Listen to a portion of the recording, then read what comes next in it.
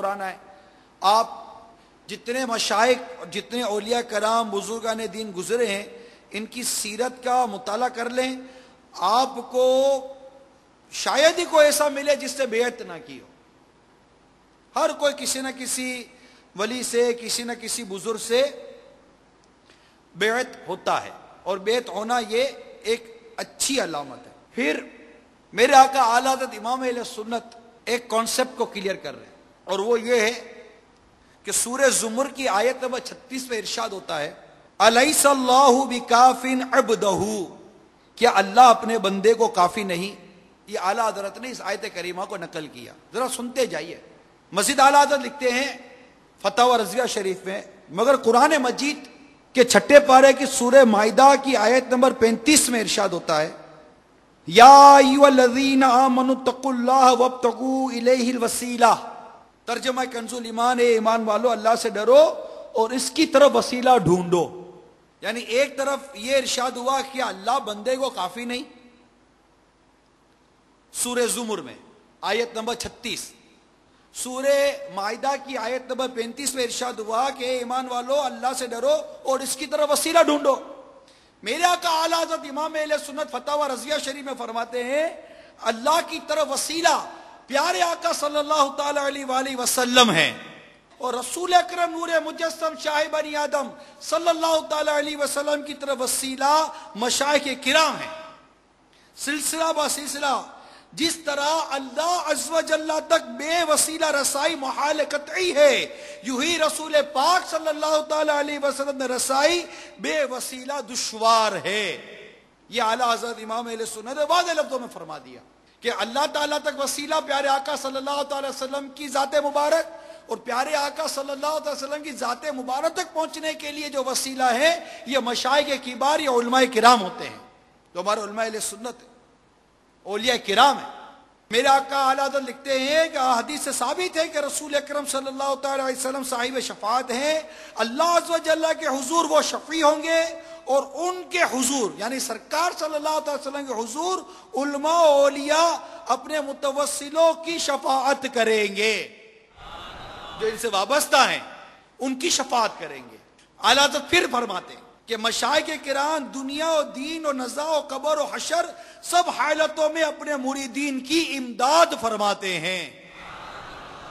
फिर आला हज़रत फरमाते हैं, और अब आला हज़रत एक ऐसे शख्स से फरमा रहे हैं जो बेत नहीं हो रहा। इस सारी वजाहत करने के बाद कि अल्लाह ताला ने सूरह ज़ुमर में फरमाया कि अल्लाह बंदे को काफी नहीं, फिर अल्लाह ताला सूरह माइदा में फरमाता है कि ईमान वालों अल्लाह से डरो, इसकी तरफ वसीला ढूंढो। फिर आला हज़रत ने सराहत की कि सरकार सल्लल्लाहु अलैहि वसल्लम वसीला अल्लाह तक पहुंचने के लिए, मशाइख किबार वसीला है प्यारे मुस्तफ़ा सल्लल्लाहु ताला अलैहि वसल्लम तक पहुंचने के लिए। फिर आका आला हज़रत ने सराहत फरमाई कि साहिब शफाअत है मेरे आका सल्लल्लाहु ताला अलैहि वसल्लम कि अल्लाह की बारगाह में शफाअत फरमाएंगे, और मशाइख किराम और उलमाए किराम ये सरकार की बारगाह में हाजिरी देकर अपने मुतवस्सिलीन, अपने मुरीदीन, अपने मुतालिकीन की शफाअत की दरख्वास्त करेंगे। ये सारी बातें लिखने के बाद फिर आला हज़रत लिखते हैं कि मशाइख किराम दुनिया और दीन, नज़ा और कब्र, हशर सब हालतों में अपने मुरीदीन की इमदाद फरमाते हैं।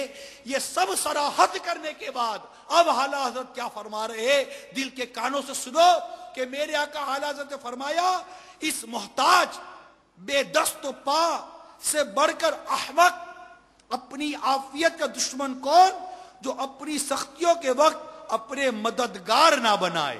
वो क़यामत का वक्त, नज़ा का वक्त, कब्र का वक्त, हशर का वक्त, इन तमाम औकात में जो इसके मददगार बनेंगे, जो आका की बारगाह में शफाअत करेंगे, अल्लाह की बारगाह में शफाअत करेंगे, जो नज़ा में इसके काम आ सकते हैं, हशर में इसके काम आ सकते हैं, क़यामत के दिन काम आ सकते हैं, कि ऐसा अहमक है वो शख्स जो उस दिन के लिए और इन लम्हात के लिए अपने मददगार पैदा नहीं करता।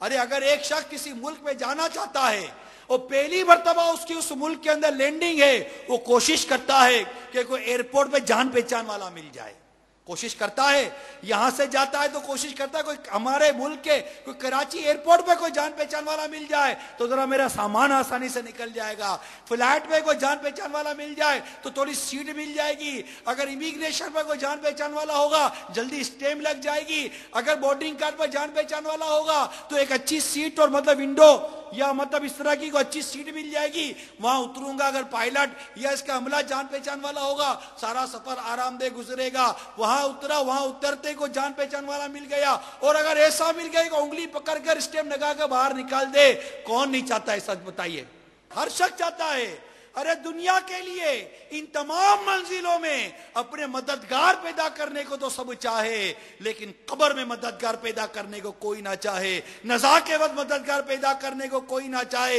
हशर में मददगार पैदा करने को कोई ना चाहे, तो फिर इससे बढ़कर अहमक कौन होगा? इससे बढ़कर नादान कौन होगा?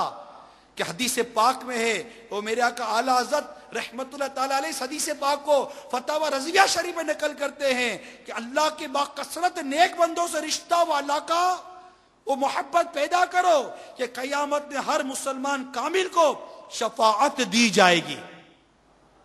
कि अपने इलाके, ये तो हम जहां रहते हैं ना उसको इलाका कहते हैं, हमारा जो महल्ला कहता है, और रिश्ते को इलाका कहते हैं, जबर और जेर का फर्क है। अपने इलाके वालों की सिफारिश करे, उस ये अल्लाह के नेक और कामिल बंदों को ये इजाजत दी जाएगी, मकाम दिया जाएगा। तो अब पता चला कि ये निस्बत कायम करने में, बेयत करने में, इनसे रिश्ता जोड़ने में बरकत ही बरकत है। ये कॉन्सेप्ट क्लियर हुआ, बेयत की अहमियत और बेयत का मकसद ये वाजे हुआ। यानी एक तो बेयत का मकसद ये है कि जनाब मैं कर्जदार हूं, सुना है ये बड़े पहुंचे हुए बुजुर्ग हैं, बैत कर लूं मेरा कर्जा उतर जाएगा। मैं बे औलाद हूं, फला बुजुर्ग से बैत कर लूं मेरी बे औलादी दूर हो जाएगी। शादी नहीं हो रही है, बैत कर लूं शादी हो जाएगी। बेटी घर बैठी है, बैत कर लूं बेटी की शादी हो जाएगी। बेटा बेरोजगार है, बैत कर लूं बेटा रोजगार पर लग जाएगा। ठीक है, ये कोई गैर शरई तो नीयतें नहीं है ना, मुबाह नीयतें, जायज नीयतें। लेकिन जो बुनियादी नीयत है ना बैत करने की, उसको समझाने की कोशिश कर रहा हूं।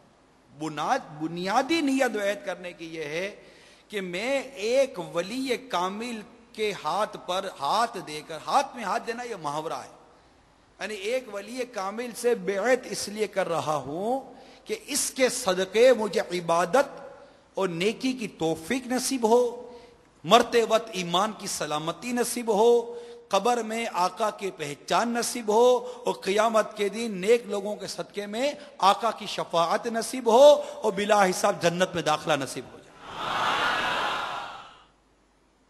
एक शख्स ने मकान बनाया,